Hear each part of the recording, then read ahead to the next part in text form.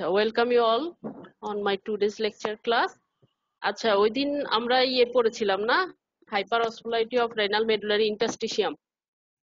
এটা কিভাবে প্রডিউসড হয়, কি দিয়ে একটা কাউন্টার কারেন্ট মাল্টিপ্লায়ার আর ইউরিয়া রিসার্কুলেশন। ওই দিন আমি ইউরিয়া রিসার্কুলেশনটা শেষে খুব ফাস্ট বলে গেছি, তোমরা কি বুঝতে পারছো না আজকে আবার রিপিট করব আমি? ইউরিয়া রিসার্কুলেশন যেটা, ইউরিয়ার কি কন্ট্রিবিউশন ইন হাইপারঅসমোলাইটিস, আচ্ছা বলি আমি। হ্যাঁ, আচ্ছা ইউরিয়াটা হচ্ছে কন্ট্রিবিউট করে about 40 to 50% of the osmolality of the renal medullary interstitium. আবার রেনাল মেডুলারি ইন্টারস্টিশিয়ামের অসমোলাইটি কত হতে হবে হাইপার বলতে হলে 1200 to 1400 milli osmole per litre. Urea এর মধ্যে কন্ট্রিবিউট করবে 500 to 600, মানে হাফ। হ্যাঁ, 40 to 50%।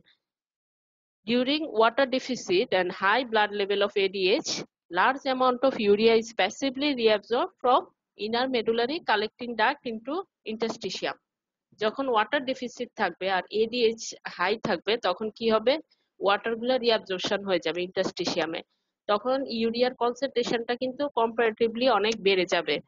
তো তখন ইউরিয়া টিউবুল থেকে প্যাসিভলি রিঅ্যাবজর্পশন হবে ইন্টারস্টিশিয়ামে from inner medullary collecting duct. Inner medullary collecting duct থেকে লার্জ অ্যামাউন্টে ইউরিয়া ইন্টারস্টিশিয়ামে রিঅ্যাবজর্পশন হবে, প্যাসিভলি ডিফিউজ হয়ে চলে আসবে।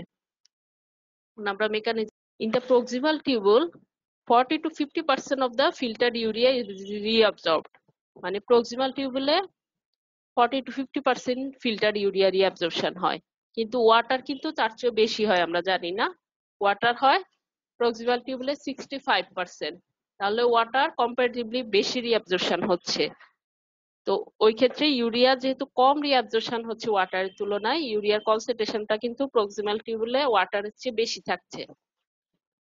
তারপর এই কনসেন্ট্রেশন অফ ইউরিয়াটা আরো বাড়বে যখন as tubular fluid flows in the thin segment of the loop of Henle। যখন thin segment of the loop of হেনলিতে যাবে ইউরিয়া কনসেন্ট্রেশনটা আরো বেড়ে যাবে। কেন? দুইটা কারণ। একটা হচ্ছে আমরা জানি descending limb of loop of Henle থেকে ওয়াটার রিঅ্যাবজর্পশন হয়, আর আরেকটা কারণ কি, এখানে মডারেট অ্যামাউন্টে ইউরিয়া সিক্রেশন হবে থিন লুপ অফ হেনলিতে ফ্রম মেডুলারি ইন্টারস্টিশিয়াম। এই দুইটা কারণে আমার ডিসেন্ডিং এ এসে ইউরিয়া কনসেন্ট্রেশনটা আরো বেড়ে যাবে। এই রিসার্কুলেশন যে হচ্ছে ইউরিয়ার, এটার কিন্তু লার্জ অ্যামাউন্টে দেখা যাচ্ছে ইনার মেডুলারি কালেক্টিং ডাক্ট থেকে ইউরিয়া প্যাসিভলি ডিফিউশন হয়ে ইন্টারস্টিশিয়ামে আসছে, কিন্তু ওর মধ্যে কিছু মডারেট অ্যামাউন্টে সিক্রেশন হয়ে লুপ অফ হেনলিতে যাচ্ছে। তাহলে কিছু অ্যামাউন্ট ইউরিয়া কিন্তু প্রতিবারই রেনাল মেডুলারি ইন্টারস্টিশিয়ামে রয়ে যায়। এইভাবে বারবার যে রিসার্কুলেশনটা হচ্ছে এর ফলে কিছু ইউরিয়া ট্র্যাপ হচ্ছে রেনাল মেডুলাতে, যেটা মেইনলি এই হাইপার অসমোলাইটির জন্য রেসপন্সিবল। ইউরিয়া যেহেতু একটা আমরা জানি সলিউট, তো অসমোলাইটিটা হাইপার হবে না হাইপো হবে না আইসো হবে, এটা কিন্তু সলিউটের কনসেন্ট্রেশনের উপর ডিপেন্ড করে। ইউরিয়া কনসেন্ট্রেশনটা যেহেতু বেড়ে যাচ্ছে, এখানে বেশি থাকছে, জমা হচ্ছে, ইউরিয়া ট্র্যাপ হচ্ছে, তাই কারণে রেনাল মেডুলারি অসমোলাইটিটা বেড়ে যাচ্ছে।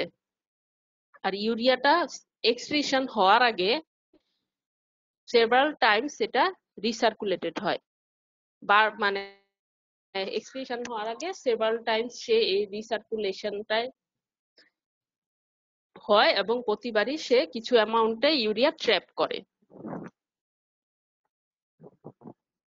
আচ্ছা, এই ফিগারটা দেখে বলি যে এটা হচ্ছে রিসার্কুলেশন অফ ইউরিয়ার একটা ফিগার। ফার্স্টে দেখানো হচ্ছে যে 100% রিমেইনিং, তখনও কোনো ইউরিয়া রিঅ্যাবজর্পশন হয় নাই।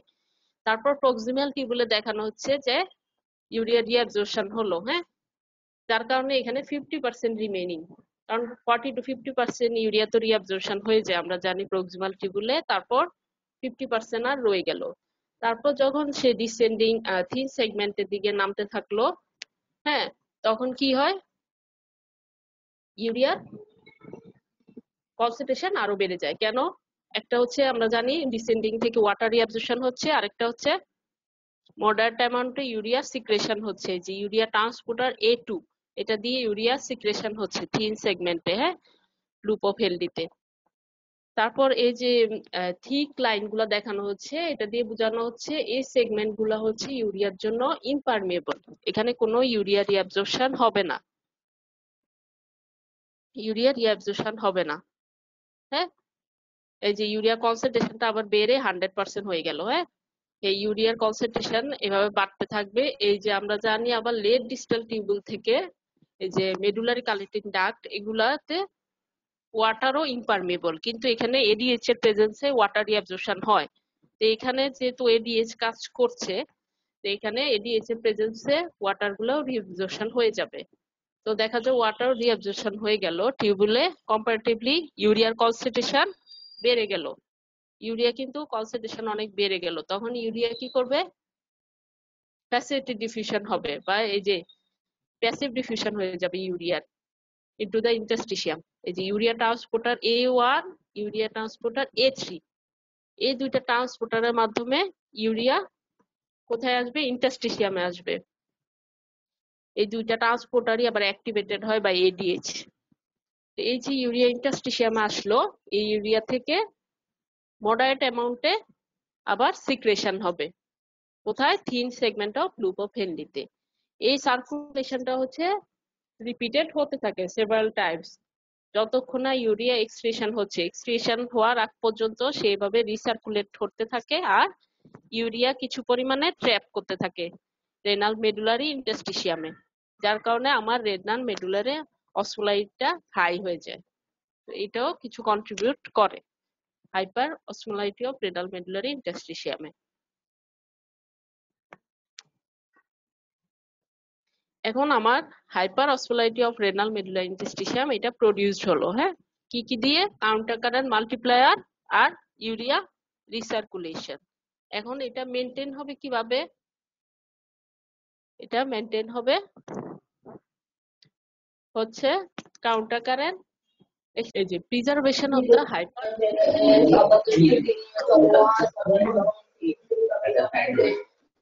Hello hello, Yes, ma'am. হ্যাঁ কিছু বলবা তোমরা নাকি? না ম্যাম। আচ্ছা, তাহলে এই হাইপার অসমোলাইটি রেনাল মেডুলারি ইন্টারস্টিশিয়ামটা কিভাবে মেনটেন হবে বা প্রিজার্ভেশন হবে। একটা হচ্ছে without a special medullary blood flow system, the solute pumped into renal medulla by the counter current multiplier system would be rapidly dissipated. এই যে মেডুলার যে একটা স্পেশাল ব্লাড ফ্লো সিস্টেম আছে, এটা যদি না থাকে, সলিউট যেটা আমার মানে পাম্প হয়ে আসলো রেনাল মেডুলাতে বা ট্র্যাপ হয়ে যে হাইপার অসমোলাইটিটা ক্রিয়েট করলো by counter current multiplier system, এটা কিন্তু লস্ট হয়ে যাবে বা ওয়েস্ট হয়ে যাবে, নষ্ট হয়ে যাবে। হ্যাঁ, যদি এই স্পেশাল একটা মেডুলারি ব্লাড ফ্লো সিস্টেম না থাকে। এই ব্লাড ফ্লো সিস্টেমের কি স্পেশালিটি, একটা হচ্ছে এটা লো মেডুলারি ব্লাড ফ্লো, মেডুলার ব্লাড ফ্লোটা অনেক লো হয়, 1 to 2% of the total renal blood flow, যেটা helps to minimize solute loss from the medullary interstitium. এটা মেডুলারি ইন্টারস্টিশিয়াম থেকে সলিউট লসটাকে মিনিমাইজ করে। আরেকটা হচ্ছে ভাসার একটা, আমরা জানি একটা যে কাউন্টার কারেন্ট এক্সচেঞ্জার, এটাও মিনিমাইজ করে wash out of solute from the medullary interstitium. এই যে ভাসার একটা, সে যে ইউ শেপড একটা, তার ক্যারেক্টারিস্টিক সে ইউ শেপড হয়, স্ট্রেট না, ভাসার একটাটা কিন্তু ইউ শেপড। ইউ শেপড হওয়ার কারণে এটাও মিনিমাইজ করে wash out of solute from the medullary interstitium. এটা যদি ইউ শেপ না হয়ে স্ট্রেট হইতো ভাসার একটাটা, তাহলে লার্জ অ্যামাউন্টে সলিউট কিন্তু রেনাল মেডুলা থেকে লস্ট হয়ে যেত। এটা ইউ শেপ থাকার কারণে এটা মিনিমাইজ করে wash out of solute from the medullary interstitium. তাহলে এই দুইটা ক্রাইটেরিয়া, হ্যাঁ, যেটা প্রিজার্ভ করে হাইপার অসমোলাইটি অফ রেনাল।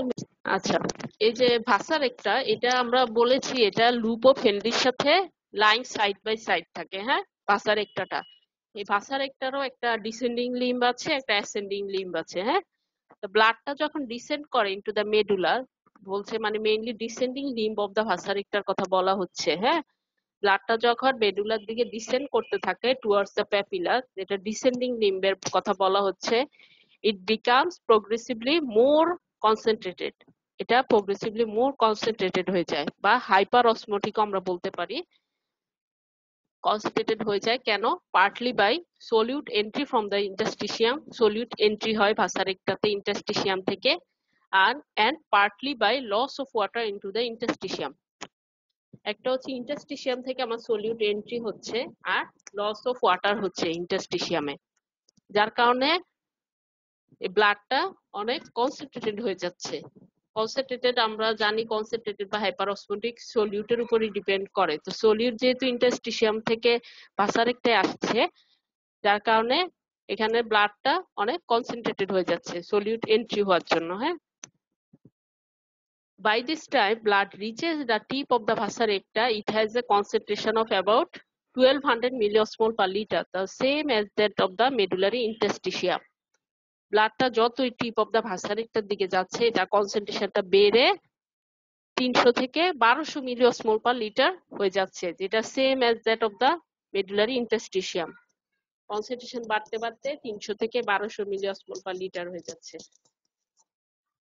তো যখন ব্লাডটা আবার অ্যাসেন্ড করছে ব্যাক টুয়ার্ড দ্য কর্টেক্স, মানে অ্যাসেন্ডিং লিম্বের কথা বলা হচ্ছে, অ্যাসেন্ডিং লিম্ব অফ দ্য ভাসা রেক্টা। হ্যাঁ, ব্লাডটা যখন অ্যাসেন্ড করছে ব্যাক টুয়ার্ডস দ্য কর্টেক্স, কর্টেক্সের দিকে যখন আবার অ্যাসেন্ড করছে, এটা আবার প্রোগ্রেসিভলি লেস কনসেন্ট্রেটেড হয়ে যাচ্ছে। কেন?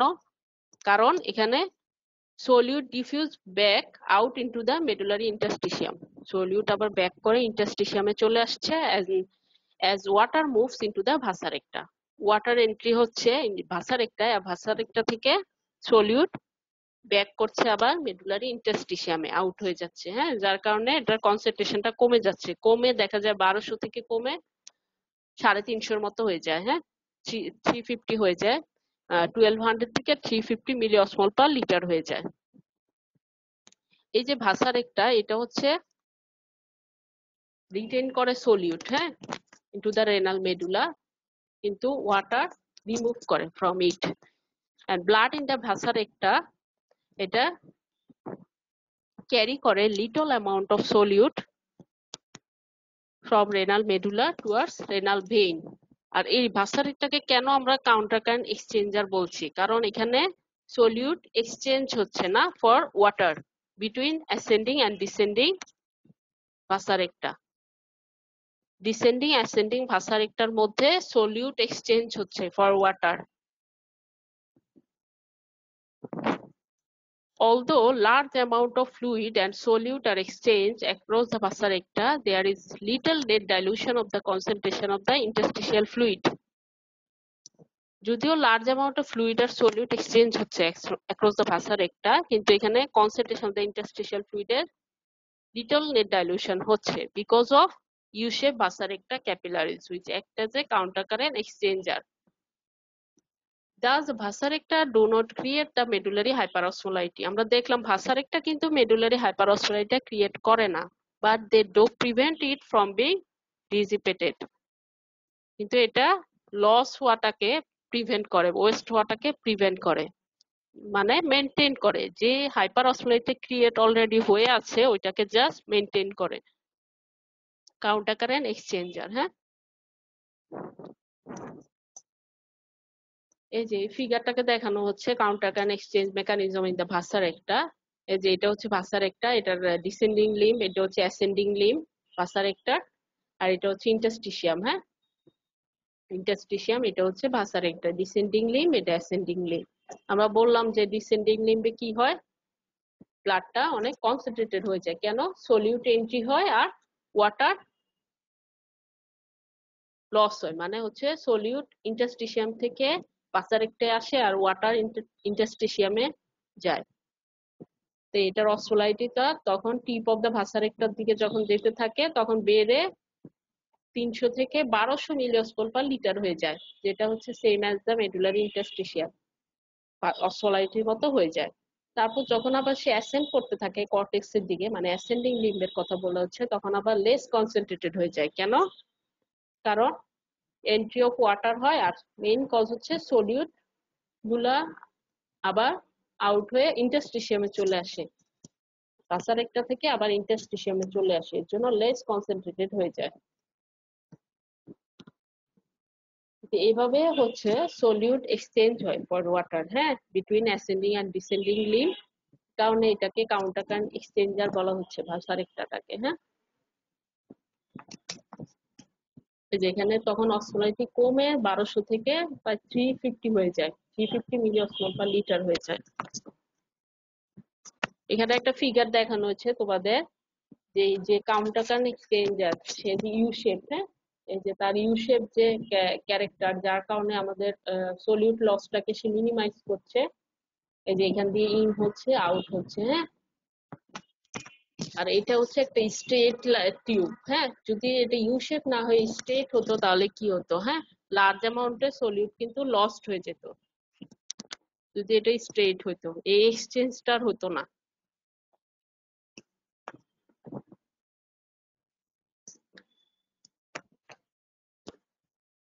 আচ্ছা, তোমাদের এটা একটা ডেফিনেশন বা শর্ট নোটও আসে অনেক সময়, অব্লিগেটরি ইউরিন ভলিউম।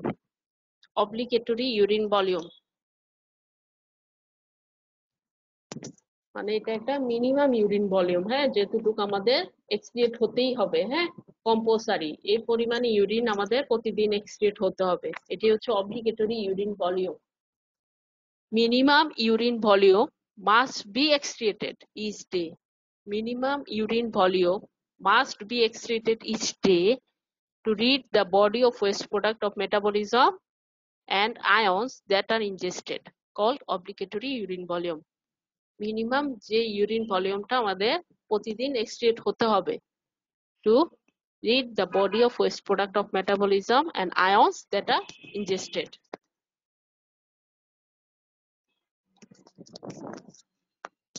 তাহলে এই নর্মাল 70 কিলোগ্রাম মানে 70 কেজির একটা human must excreted about 600 milliosmole of solute each day. একটা 70 কেজি হিউম্যানকে ইচ ডেতে 600 মিলিঅসমল সলিউট এক্সক্রিট করতে হবে। If maximum urine concentrating ability is 1200 milliosmol per liter, the minimum volume of urine that must be excreted called obligatory urine volume. এটা আমরা কিভাবে calculate করতে পারি? আমাদের 1200 মিলিঅসমল সলিউটকে যদি এক্সক্রিট করতে 1 লিটার ইউরিনের দরকার হয়, 1200 মিলিঅসমল সলিউটকে ইউরিন এক্সক্রিট করতে ইচ ডেতে মানে প্রতিদিন আমার 1 লিটার ইউরিন এক্সক্রিট করতে হয়, হ্যাঁ। তাহলে আমার 600 মিলিঅসমল অফ সলিউটকে ইচ ডেতে এক্সক্রিট করতে হলে কতটুকু ইউরিন দরকার, এটা আমরা এভাবে ক্যালকুলেশনটা করতে পারি, হ্যাঁ। তাহলে 1200 মিলিঅসমল সলিউটকে এক্সক্রিট করতে আমার 1 লিটার ইউরিন দরকার ইচ ডেতে, তাহলে 600 মিলিঅসমল সলিউটকে এক্সক্রিট করতে আমার কি পরিমাণ ইউরিন দরকার পার ডেতে? 0.5 লিটার মানে 500 ml ইউরিন আমার এক্সক্রিট করতে হবে যদি আমি 600 মিলিঅসমল সলিউটকে এক্সক্রিট করতে চাই ইউরিনে। 600 মিলিঅসমল সলিউটকে যদি আমি এক্সক্রিট করতে চাই তাহলে আমাকে 500 ml ইউরিন এক্সক্রিট করতে হবে পার ডেতে, হ্যাঁ। এটাই হচ্ছে obligatory urine volume, minimum urine volume that must be excreted, হ্যাঁ। এটা হচ্ছে মিনিমাম ইউরিন ভলিউম, পার ডেতে 500 ml ইউরিন এক্সক্রিট করতে হবে, এটাই হচ্ছে অব্লিগেটরি ইউরিন ভলিউম। এটা ডেফিনেশন আসে, শর্ট নোটও আসে।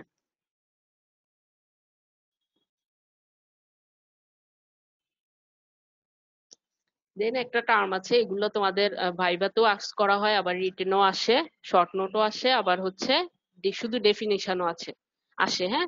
Osmolar clearance. অসমোলার ক্লিয়ারেন্সটা কি? It is the volume of plasma cleared of solute each minute. It is the volume of plasma cleared of solute each minute. এইভাবে আমরা বলতে পারি total clearance of solute from blood can be expressed as osmolar clearance. এটা আমরা ডেফিনেশনটা দুই ভাবে বলতে পারি, যে ব্লাড থেকে কি পরিমাণ সলিউট ক্লিয়ার্ড হচ্ছে, হ্যাঁ, পার মিনিটে, বা it is the volume of plasma cleared of solute each minute.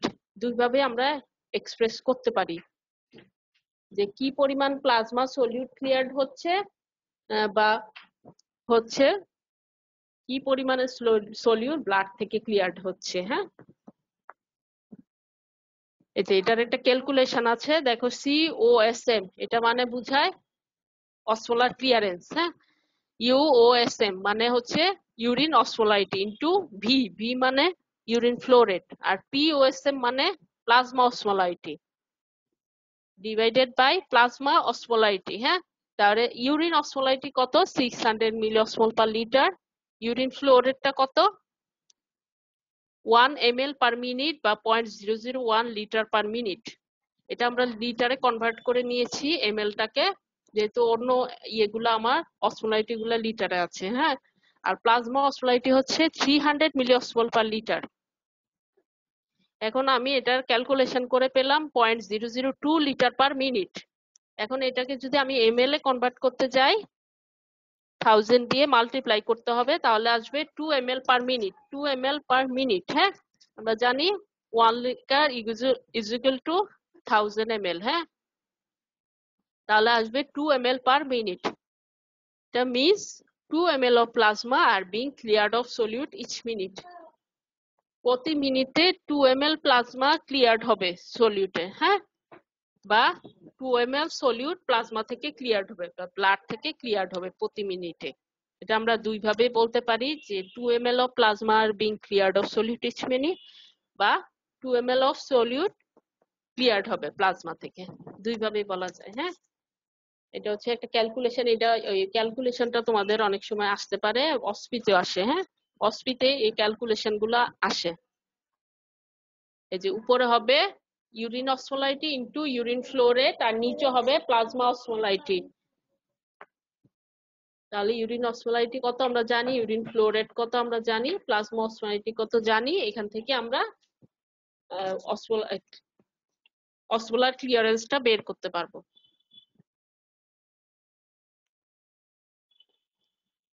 দেন হচ্ছে ফ্রি ওয়াটার ক্লিয়ারেন্স। হ্যাঁ, ফ্রি ওয়াটার ক্লিয়ারেন্সটা কি? এটা হচ্ছে একটা rate at which solute free water is excreted by the kidney each minute. The rate at which solute free water is excreted by the kidney each minute. Each minute কতটুকু solute free water excrete হবে by the kidney. It can be calculated as the difference between water excretion, যেটা হচ্ছে urine flow rate, and osmolar clearance. এটা হচ্ছে difference between urine flow rate আর osmolar clearance এর মধ্যে। Urine flow rate থেকে যদি আমি অসমোলার ক্লিয়ারেন্সটা বাদ দেই, তখন আমার কি রয়ে যাবে? আর ওয়াটারটা রয়ে যাবে। হ্যাঁ, ইউরিন ফ্লো রেট থেকে যদি আমি সলিউটটাকে বাদ দিয়ে দেই, কি পরিমাণ সলিউট প্লাজমা থেকে ক্লিয়ার হচ্ছে ওইটা যদি আমি বাদ দিয়ে দেই, তারপর আর কি থাকে? ওয়াটার, সলিউট ফ্রি ওয়াটার কি পরিমাণে এক্সক্রিট হচ্ছে by the kidney each minute, এটা রয়ে যায়। এটাই হচ্ছে ফ্রি ওয়াটার ক্লিয়ারেন্স। এখন যদি আমি ধরি if urine flow rate is 1 ml per minute, আর অসমোলার ক্লিয়ারেন্স আমি জানি 2 ml পার মিনিট, আমরা জানি এখনই ক্যালকুলেশন করে পেয়ে গেলাম 2 ml পার মিনিট, তাহলে ফ্রি ওয়াটার ক্লিয়ারেন্স কত হবে? এখানে 1, এখানে 2, মাইনাস 1 হবে, মাইনাস 1। -1 হ্যাঁ, -1 ml পার মিনিট। তাহলে ফ্রি ওয়াটার ক্লিয়ারেন্স হবে -1 ml পার মিনিট। তাহলে এটা তো নেগেটিভ আসলো। নেগেটিভ দিয়ে কি বুঝাচ্ছে? আমার তো পজিটিভ দরকার ছিল নাকি? নেগেটিভ আসলে কি বুঝাচ্ছে? যদি পজিটিভ হতো তাহলে আমি বুঝতাম যে সলিউট ফ্রি ওয়াটার এক্সক্রিট হচ্ছে, শুধু ওয়াটারই এক্সক্রিশন হচ্ছে, সলিউট হচ্ছে না, যেটা বোঝায় ডাইলুট ইউরিন ফরমেশন হচ্ছে। হ্যাঁ, কিন্তু মাইনাস হলে কিন্তু এটা বোঝাচ্ছে যে, এই যে দেখো, যখন হয়, concentrated হ্যাঁ concentrated urine, when free water clearance is positive, তখন আমরা বুঝবো এক্সেস ওয়াটার এক্সক্রিট হচ্ছে না বাই কিডনি, যেটা আমাদের ডেফিনেশনে আছে, মানে সলিউট ফ্রি ওয়াটার এক্সক্রিট হবে। তা যখন পজিটিভ হবে তখন আমরা বুঝবো যে শুধু ওয়াটারই এক্সক্রিট হচ্ছে বাই দ্য কিডনি, যেটা হচ্ছে মানে বেশি পরিমাণে ওয়াটার এক্সক্রিট হচ্ছে, শুধু ওয়াটার না, যেটা বোঝাচ্ছে ডাইলুট ইউরিন। হ্যাঁ, আর যখন ফ্রি ওয়াটার ক্লিয়ারেন্সটা নেগেটিভ হবে তখন আমরা কি বুঝবো? এখানে এক্সেস সলিউট রিমুভড হচ্ছে ব্লাড থেকে by the kidney, and water is being conserved, যেটা হচ্ছে কনসেন্ট্রেটেড ইউরিন, যেখানে এক্সেস সলিউট রিমুভড হচ্ছে বাই দ্য কিডনি কিন্তু ওয়াটারটা কনজার্ভড হচ্ছে, যেটাকে বলা হচ্ছে কনসেন্ট্রেটেড ইউরিন।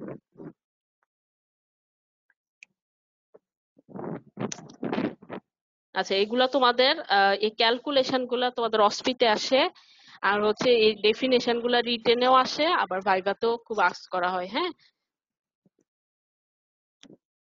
আর আরেকটা টপিক, আজকের লাস্ট টপিক, এটা হচ্ছে কি ডায়াবেটিস ইনসিপিডাস।